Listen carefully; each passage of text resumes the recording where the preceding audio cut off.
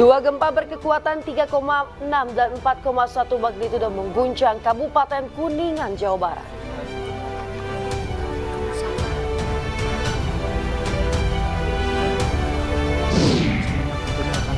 Ayah mendiang Eki, Ibtu Rudiana, buka suara secara eksklusif terkait pembunuhan Vina dan anaknya.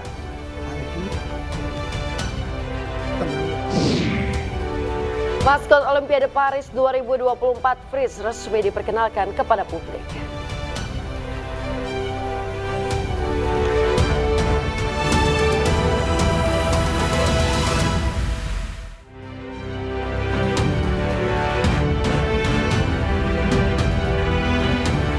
Halo, selamat pagi pemirsa. Ainis Pagi kembali hadir melengkapi informasi Anda pagi hari ini. Selain 3 berita utama tadi, sejumlah informasi menarik lainnya juga telah kami siapkan untuk Anda. Bersama saya Yasmin Natania. Dan saya Cikal Multazam, dan inilah Ainis Pagi selengkapnya.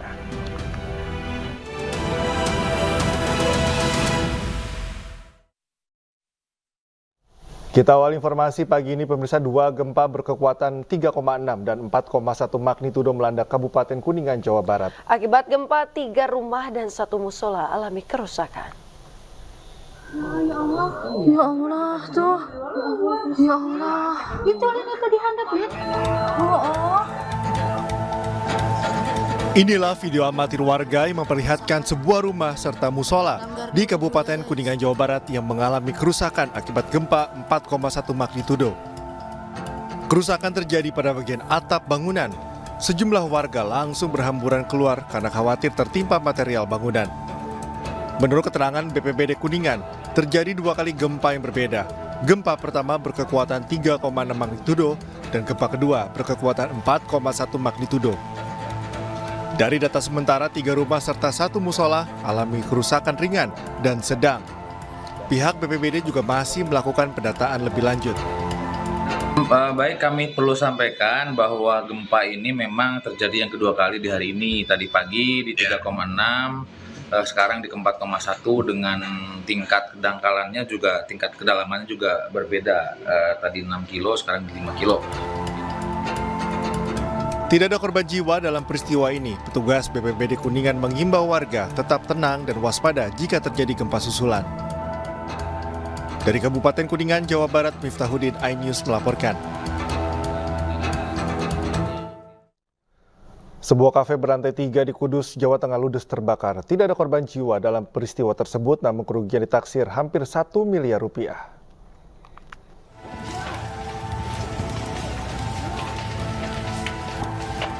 Kebakaran hebat melanda sebuah kafe di Jalan Lingkar Utara, Desa Penganjaran, Kudus, Jawa Tengah.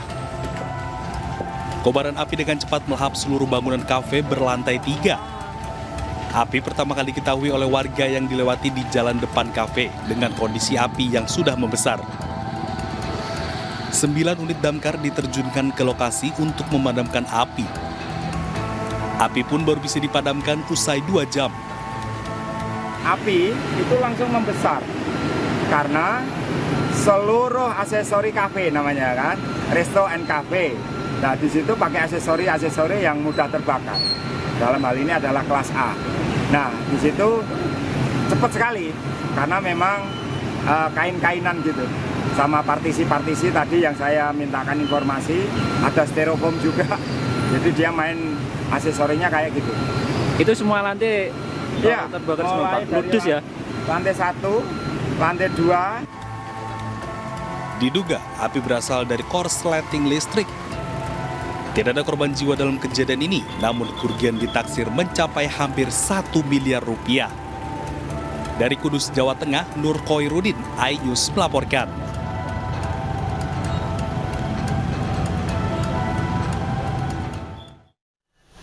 Pemirsa, kebakaran melanda sebuah pabrik biji plastik di Karanganyar, Jawa Tengah. Api diduga akibat korsleting pada panel listrik di sisi barat pabrik.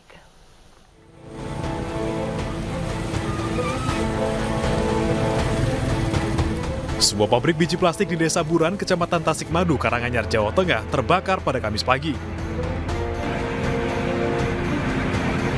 Api diduga berasal dari korsleting pada ruang panel listrik di sisi barat pabrik.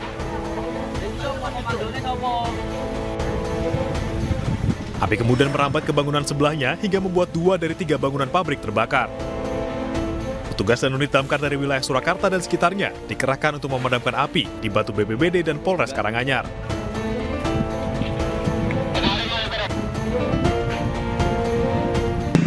Waktu kejadian kan 5:30 untuk setting listrik. Nah, kan timbul percikan api. Udah disemprot pakai tabung itu, api nggak bisa dikendalikan.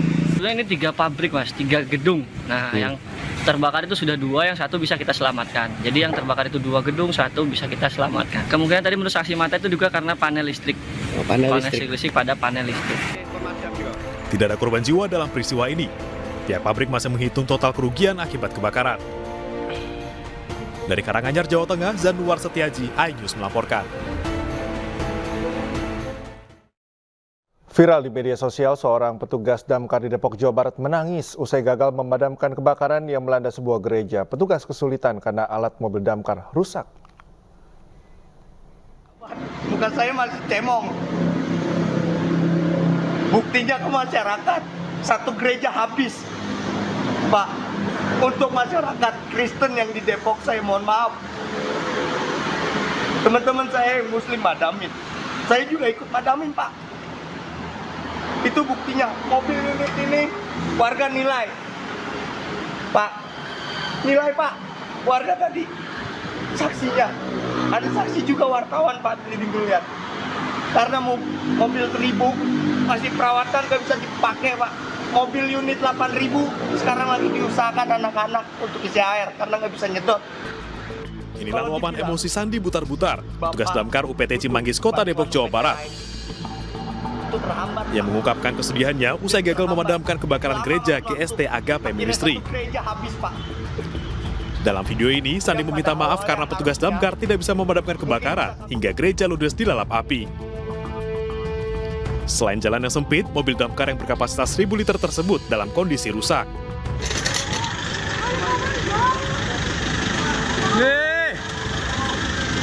Kebakaran terjadi pada Selasa malam lalu. Kobaran api dengan cepat melahap bangunan gereja. Pemadaman terkendala pompa pada mobil pemadam yang tidak berfungsi. Alhasil, pemadaman harus menggunakan selang sepanjang 80 meter dan berlangsung hingga 90 menit.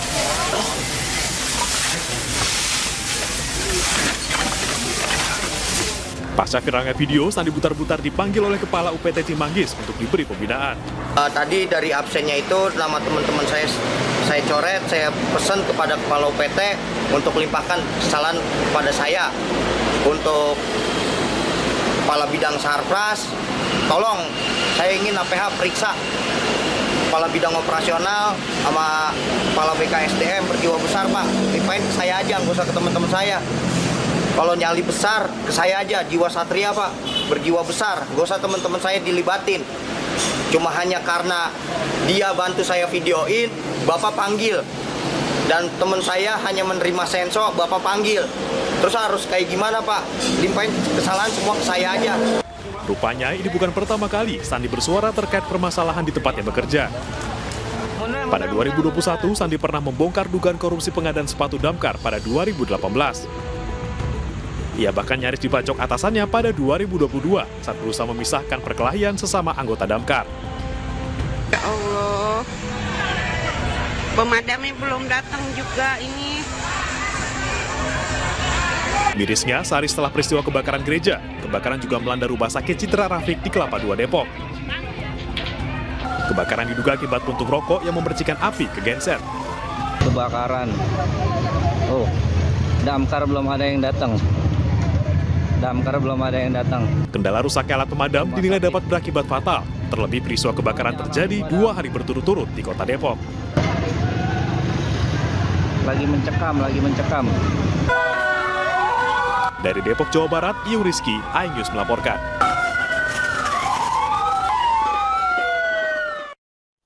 Pemirsa, Wakil Wali Kota Depok, Imam Budi Hartono angkat bicara terkait viral pegawai damkar menunjukkan alat-alat yang rusak. Imam menyebut seharusnya kerusakan tersebut dikomunikasikan langsung kepada atasannya dan harus menjunjung etika dalam bekerja. Berharap kalau ada masalah tidak usah dibawa keluar lah ya, karena ini kan memang lembaga, sebaiknya sih memang diselesaikan di dalam ya, sebuah etika lah ya, sebuah etika. Bayangin Mbak kerja di mana, misalkan di Kompas, terus membicarakan tentang sesuatu yang jelek tentang Kompas, kira-kira pimpinannya marah nggak? Ya, apalagi sudah digaji oleh negara, digaji oleh pemerintah Kota Depok, sebaiknya sesuatu yang kurang di dalam kita perbaiki bersama-sama. Ya, jangan dikeluarin ya. Setelah 1 bulan menjadi target operasi polisi, 2 orang bandar judi online diringkus polisi. Tak hanya tersangka, polisi juga mengamankan barang bukti berupa uang dan sejumlah akun situs judi online.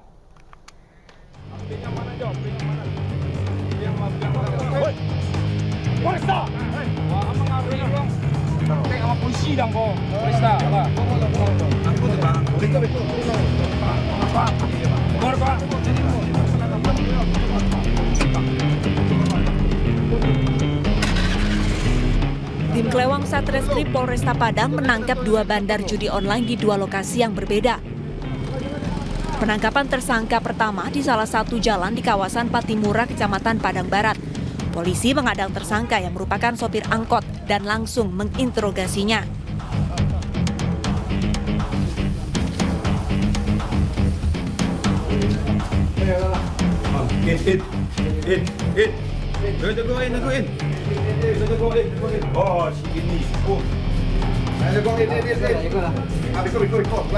Setelah pengembangan, petugas kembali menangkap salah satu bandar judi online lainnya yang tengah tertidur di daerah Ampang, Kecamatan Kuranji, Kota Padang. Dari penangkapan 2 bandar judi online ini, polisi juga mengamankan barang bukti berupa kertas togel, uang tunai hasil pembelian togel, serta sejumlah akun situs judi online yang disimpan di ponsel para pelaku. Sudah berhasil kita amankan 2 orang. Yang pertama tadi kita amankan dan kita interogasi. Setelah kita amankan tadi, mengirim ke atasnya, yaitu atas nama I. Jadi si I yang kita kejar, dan alhamdulillah tadi si I bisa kita amankan saat tiduran di rumahnya.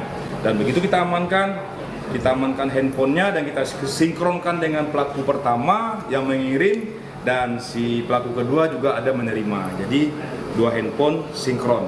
Dan dari pelaku yang kedua itu langsung kita interogasi, dia langsung mengirim via online.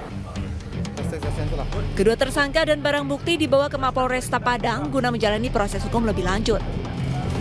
Saat pemeriksaan, tersangka mengaku bisa meraup omset hingga puluhan juta rupiah dalam 1 minggu. Atas perbuatannya, tersangka dijerat pasal 303 KUHP tentang perjudian dengan ancaman hukuman maksimal 7 tahun penjara. Dari Padang, Sumatera Barat, Budi Sunandar, iNews melaporkan.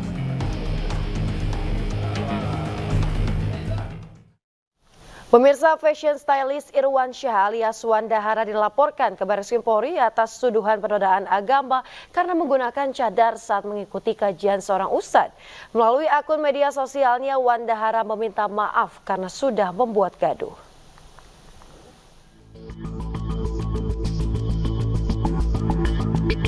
Kontroversi Wanda Hara yang tertangkap kamera mengenakan cadar di kajian Ustadz Hanan Ataki berbuntut panjang.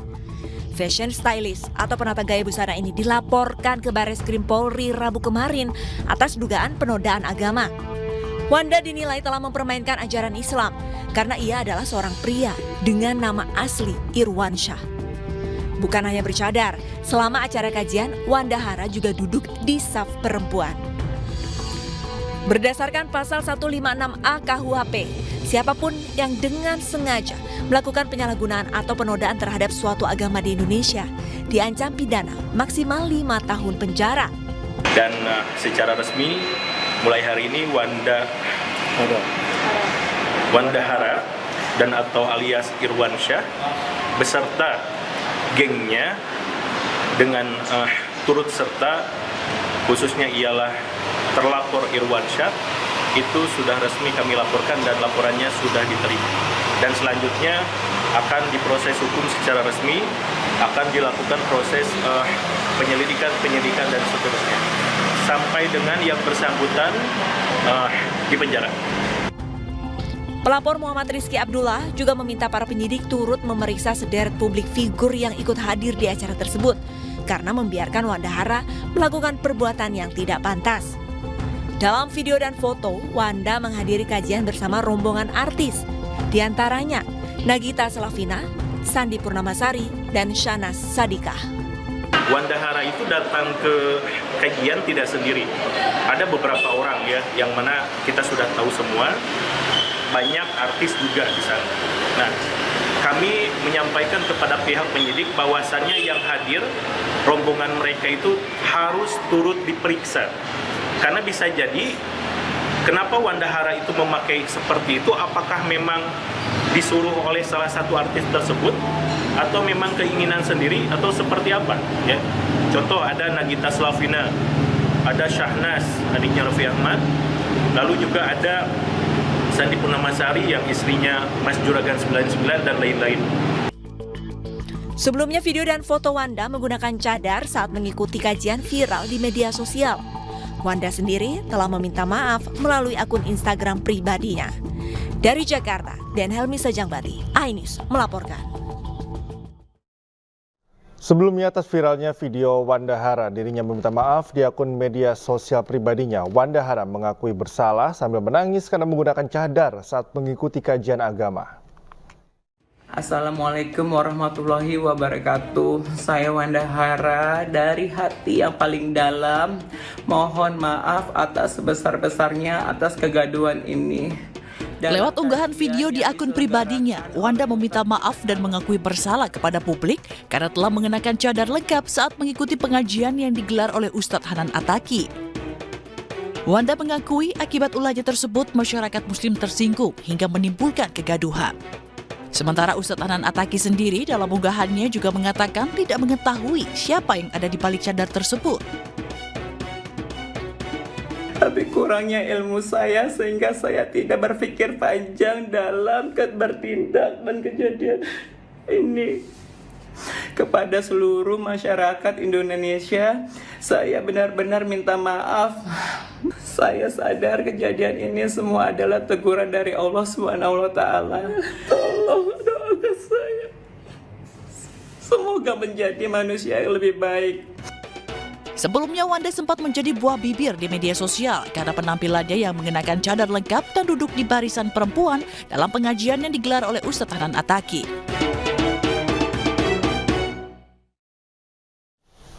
Kita ke informasi berikutnya, pemirsa. Mahkamah Agung Republik Indonesia menolak kasasi KPK terkait mantan pejabat Direktorat Jenderal Pajak Kementerian Keuangan Rafael Alun. Mahkamah Agung meminta KPK segera mengembalikan aset yang disita berupa uang dan juga rumah milik Rafael Alun.